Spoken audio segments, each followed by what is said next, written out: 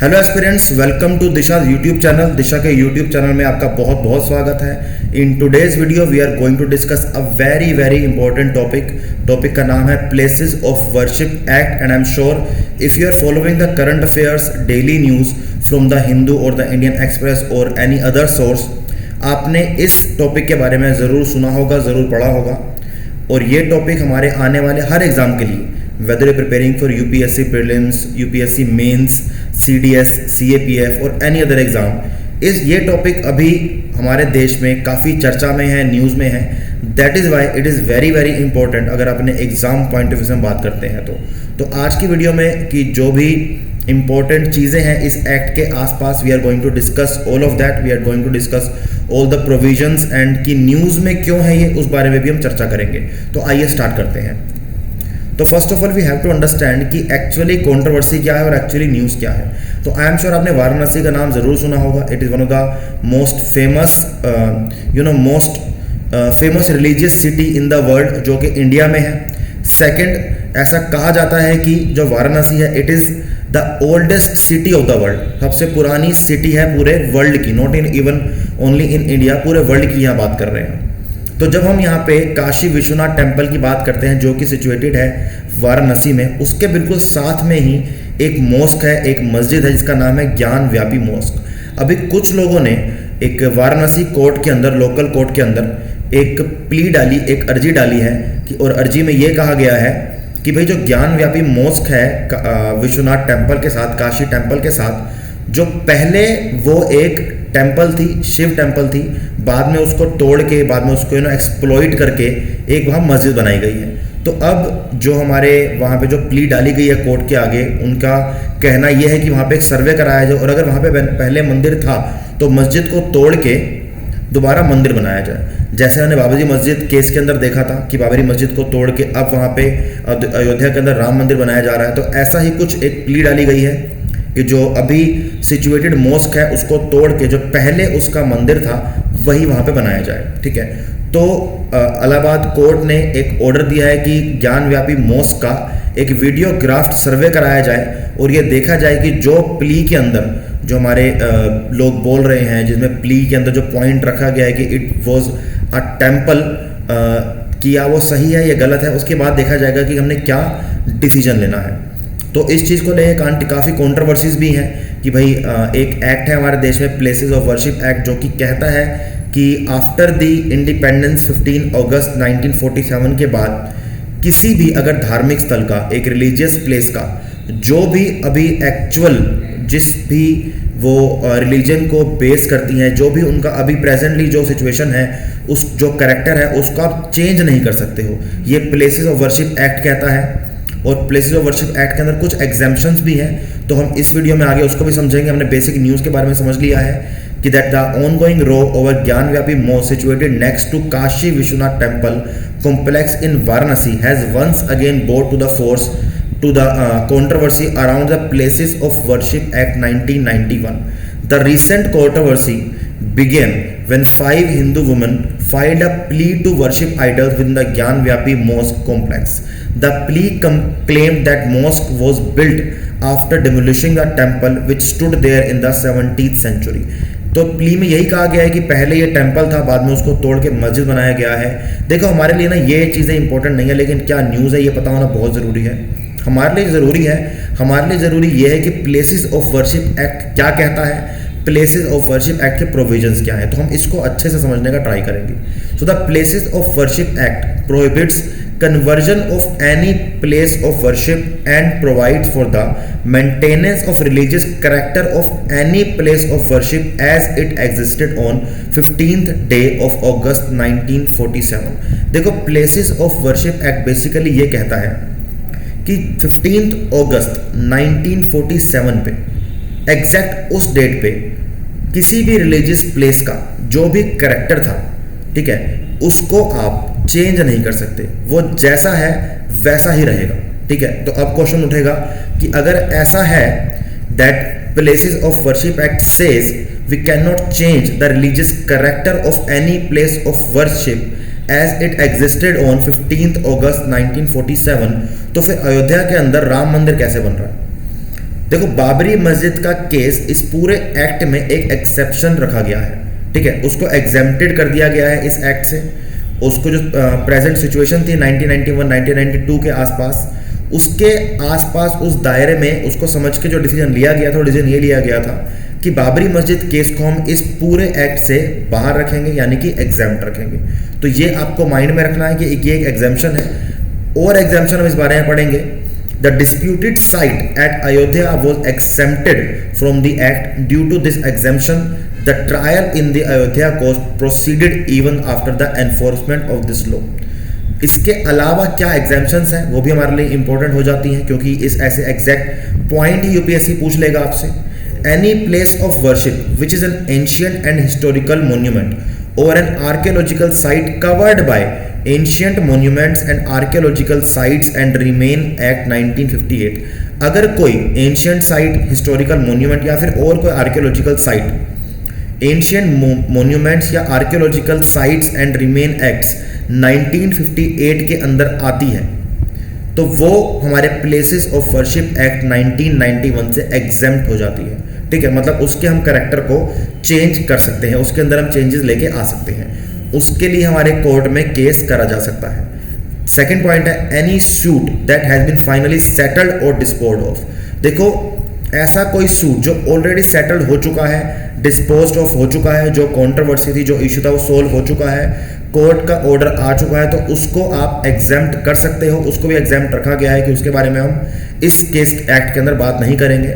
Third है any dispute that has been settled by parties और conversion of any place that took place before the act commenced. देखो act के आने से पहले अगर कोई ऐसा प्लेस है जो कंट्रोवर्सी में था, जिसके कैरेक्टर को लेके चेंजेस किए जा रहे थे या फिर वो कंट्रोवर्सी क्रिएट हुई थी, तो उसका कन्वर्जन ऑलरेडी हो चुका है, तो उसको भी इस एक्ट से एग्जेम्प्ट कर दिया गया है। तो तीन हमारे ऑलरेडी 4 एग्जेम्प्टेड है बेसिकली। फर्स्ट ऑफ ऑल तो मेजर जो एग्जेम्पशन है वो है बाबरी मस्जिद केस को, अयोध्या वाले केस को।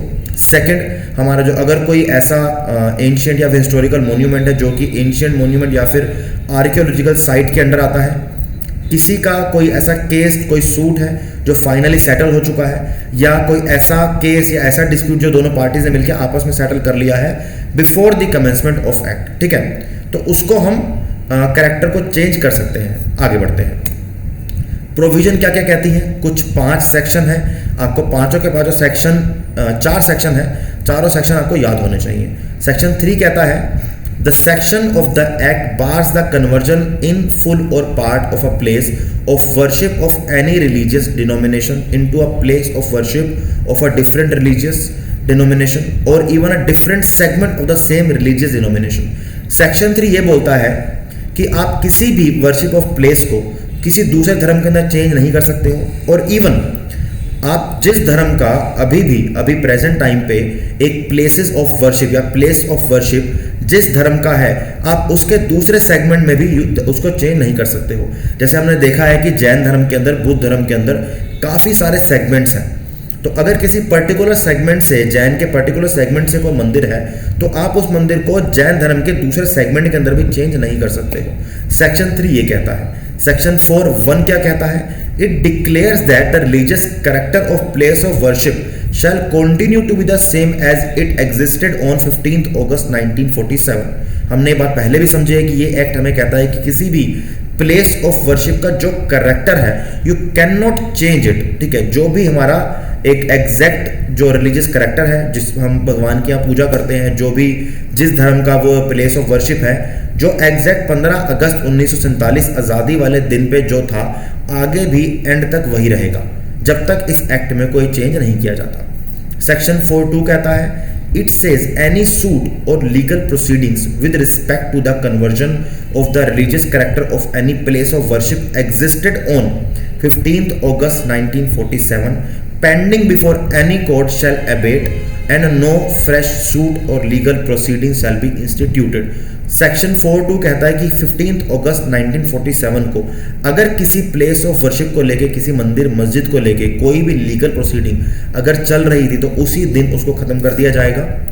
जो उस प्लेस ऑफ वर्शिप का कैरेक्टर है वही रखा जाएगा after on the 15th August 1947 की बात हम यहाँ पे कर रहे हैं। आगे बढ़ते हैं, सेक्शन 5 हमारा क्या कहता है? It stipulates that act shall not apply to the Ram Janmabhoomi Babri मस्जिद केस। हम इस बारे में पहले बात कर चुके हैं कि जो हमारा बाबरी मस्जिद केस का जो पॉइंट है, जो हमारा एक इशू है, उसको इस पूरे एक्ट से बाहर रखा गया है, एग्जेम्प्ट रखा गया है। तो इसलिए हमने बाबरी मस्जिद केस को हम इस एक्ट के अंदर नहीं पढ़ सकते।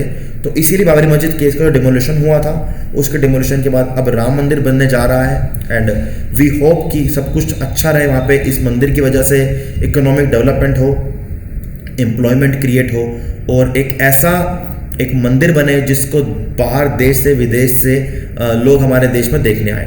तो हमने प्रोविजन समझ लिए हैं प्लेसेस ऑफ वर्शिप एक्ट के।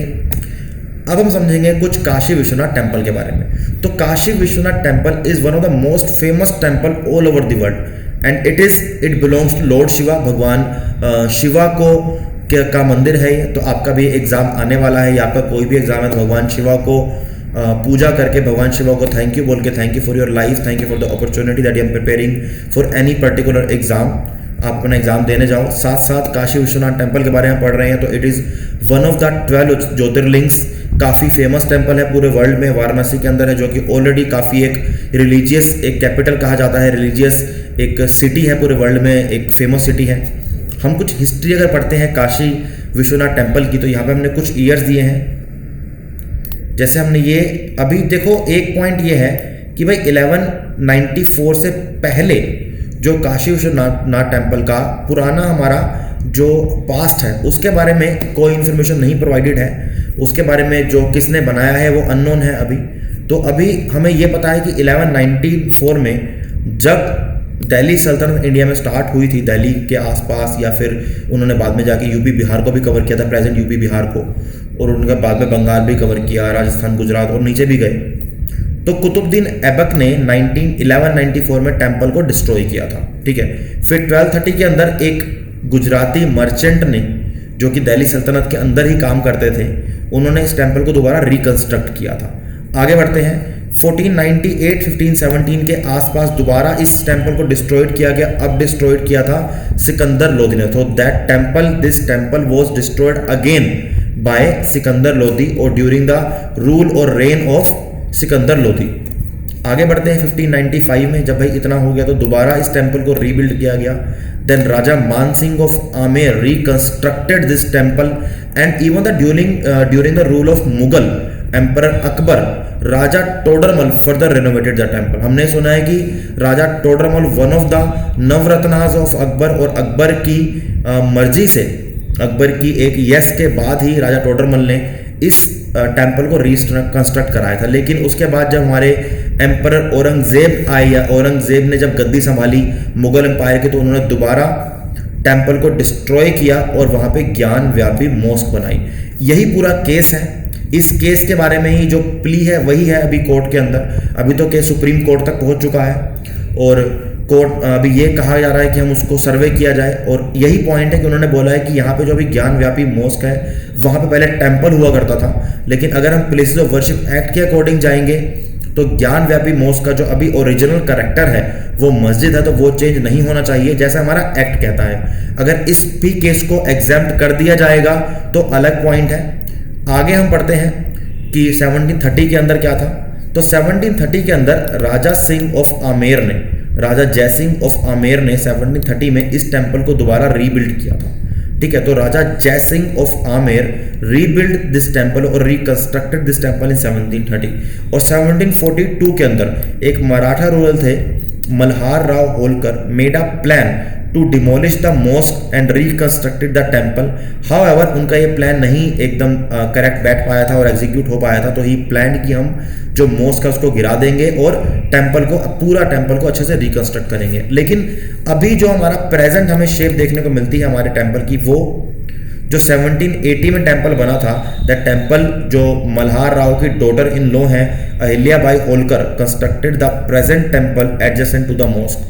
तो जैसे कि मराठा रूलर थे हमारे मल्हार राव होलकर, उन्होंने कहा था कि हम पूरे मॉस्क को डिमोलिश कर देंगे और पूरे एक एरिया में टेम्पल बनाएंगे। लेकिन उनकी डॉटर जो अहिल्या भाई होलकर थी, उन्होंने बोला कि हम मॉस्क को हटाने की जरूरत नहीं है, मॉस्क के साथ हम एक मंदिर बनाते हैं जिससे कि हिंदू मुस्लिम यूनिटी भी क्रिएट हो और एक तरह से एक मैसेज जाए पूरे वर्ल्ड में। तो अभी हमारे जो प्रेजेंट में जो स्ट्रक्चर है वो अहिल्या भाई होलकर के द्वारा कंस्ट्रक्ट किया गया है। उसके बाद कोई मेजर चेंज नहीं हुआ है काशी विश्वनाथ टेम्पल में या ज्ञानव्यापी मॉस्क के अंदर, ठीक है। तो एक न्यूज़ और हम पढ़ेंगे अभी। न्यूज़ हमारी यह है कि काशी विश्वनाथ कॉरिडोर के बारे में भी न्यूज़ हमें कई बार देखने को मिलती है। हो सकता है कि अब इस पॉइंट से भी क्वेश्चन एग्जाम में आ जाए। तो 2021 दिसंबर में प्रधानमंत्री मोदी जी ने फेज 1 इनोग्रेट किया था काशी विश्वनाथ कॉरिडोर का वाराणसी में। अब पॉइंट ऑब्जेक्टिव यह है कि वो ये चाहते हैं कि पूरे काशी विश्वनाथ टेम्पल को जो गंगा के घाट्स हैं वाराणसी में उससे कनेक्ट किया जाए। अलग अलग मतलब आप किसी भी घाट पे खड़े हैं तो आप उस घाट से उस मंदिर में जा सकते हैं। तो इस तरह से एक पूरा कॉरिडोर क्रिएट किया जाएगा कि किसी भी घाट से आप मंदिर में जा सकते हो and every ghat is connected to Kashi Vishwanath temple, ठीक है। तो ये बोला गया कि टोटल 23 बिल्डिंग्स बनाई जाएंगी। 23 बिल्डिंग्स को रिकंस्ट्रक्ट या फिर कंस्ट्रक्ट किया जाएगा। उसमें से कुछ फैसिलिटेशन सेंटर भी होंगे, म्यूजियम होंगे, गैलरी होगी, फूड कोर्ट होगा, भोगशाला होगा, कोई वैदिक केंद्र होगा, पढ़ने की जगह होगी, लाइब्रेरी होगी। तो बेसिक जो हिस्ट्री बताई जाएगी वहाँ पे काशी विश्वनाथ टेम्पल की। तो जो प्रेजेंटली जो हमारा हमने बताया कि 1780 के अंदर जो अहिल्या भाई होलकर ने रिकंस्ट्रक्ट किया था टेम्पल को, प्रेजेंटली अभी जो कैरेक्टर हम देखते हैं वही है हमारे टेम्पल का। तो it is going to be a massive makeover after the 1780 AD जब अहिल्या भाई होलकर ने, जो कि मराठा क्वीन थी, उन्होंने दोबारा काशी विश्वनाथ टेम्पल को रिनोवेट किया था और एरिया के आसपास के एरिया को भी रिनोवेट किया था। तो it is going to be the first makeover after 1780। So अब बेसिक ऑब्जेक्टिव ये है कि इससे टूरिज्म बूस्ट होगा, एक सिटी को हम फेमस करेंगे, पिलग्रिम्स जो हमारे हैं वो आएंगे, ट्रैवलर आएंगे, इवन देश विदेश से आएंगे और क्लीनर रोड होंगी, सफाई अभियान चलाया जाएगा, बेटर फैसिलिटीज होंगी and it also create employment for the domicile और the citizen of Varanasi city.